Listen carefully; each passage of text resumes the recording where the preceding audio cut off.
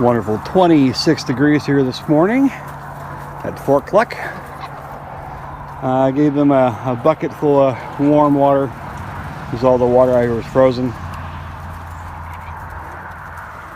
A little scratch screen for the chickens. Chester doing his thing. So yeah, this is the coldest it has been here yet.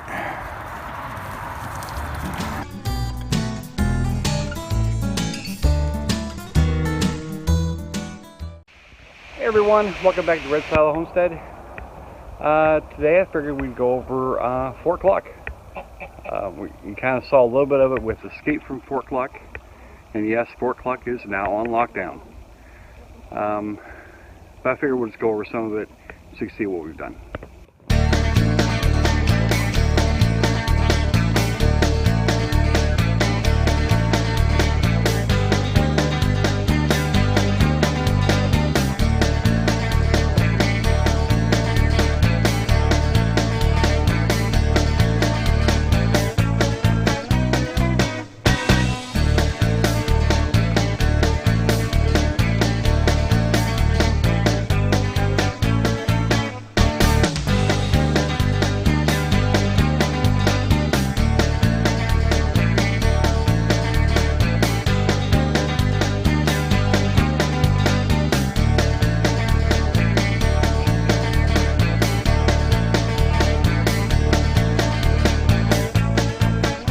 Okay, for starters, we took T-post about every 4 feet and did a perimeter of about 20 feet by 30 feet. And then on that, we put the 4-foot tall rolls of cage wire or fence wire. And then right in the middle of the wall on each side, and in the corners, we sunk in a large 10-foot fence post, and there goes our corners, and that one, and that one. And I built gates on concreted in the fence post on that side and this side. And then we have our prefab chicken coop, which we'll be replacing at some point. I'm really not happy with it. Whoever designed this, I don't think actually had chickens or owned chickens. The reason being, and I'll show you on the inside, is these 2x4s up here on top. I had to put those in for nesting bars. Their nesting bars were down at the bottom, and their hen house, I don't know if you can see it with their egg layers, they're right on the same level as the bottom of the coop. So the ladies have a tendency to sleep in it sometimes. And the door of the coop I had to create because it didn't come with the door. So all I did was made these little channels. Have some scrap wood I had. Another piece of scrap wood. This one was peel and stick things. This is a extension rod used for clothes or a curtain rod.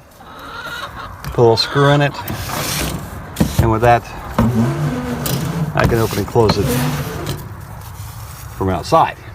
Works pretty good. We're disturbing someone. So when we got all that in, I went around and from each pole put an eye bolt on each one of the poles. And that is connected to our center pole, which is a 10-foot 4x4, pressure treated. And I joined it with another section of 4x4 I had to make it 12 feet tall. And at the top, put more eye bolts at the corners in the middle. And then I strung wire from each one of those to the corners of the post and each one in, just like this. And then what they gave me was the framework to hang the netting. So the entire enclosure is covered with a net, and this allows the ladies to come in and escape any aerial predators We do have chicken hawks in the area. We've seen several hawks fly over the coop, but so far nobody's tried to break in. The yellow line here is just strung up between them, and that's just to give the sides more support. That light over there in the corner on that post, that comes on at sundown, and that's actually visible on our home security cameras. So if we're busy doing something and we lose track of time, that comes on, we know to come out and put the ladies up, because that comes on about 5 minutes after the ladies go to bed. So that works out pretty good. Plus, if we do miss it and we do get overrun, geese really can't see very well at night. So if we come out here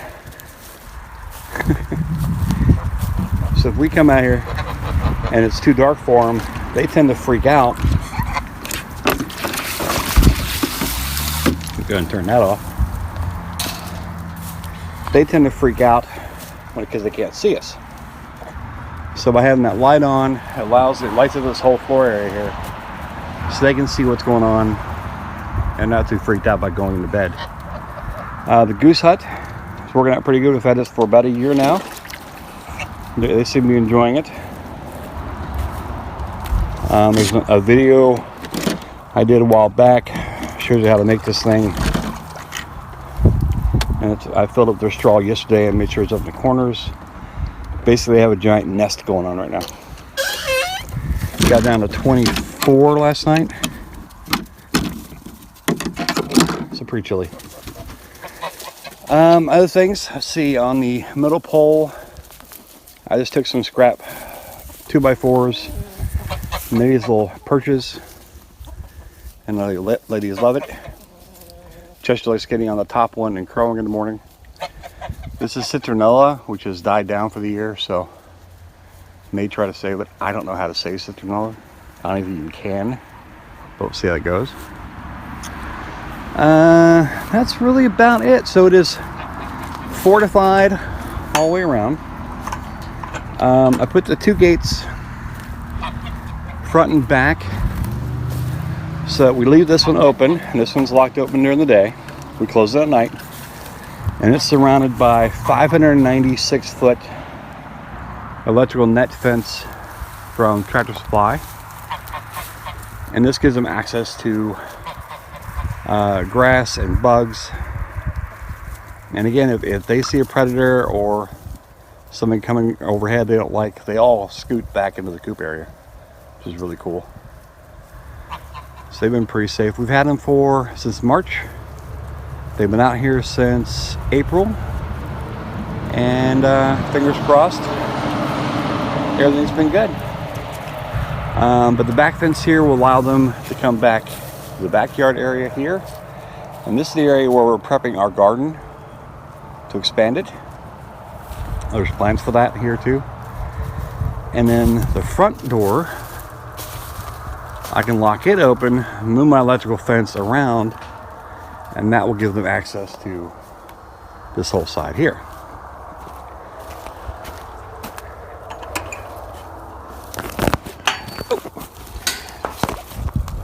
And since I put that net up, no chickens have escaped.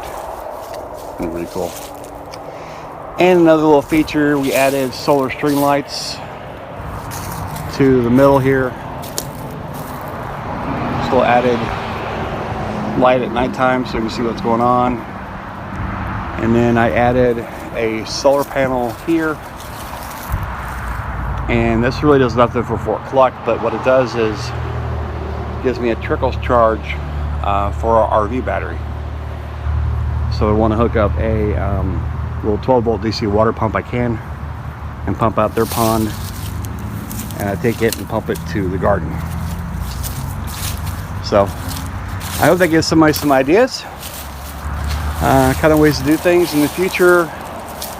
When I redo the chicken coop, I'm going to take that one down, or use that just basically as a grow out for little chicks when they hatch.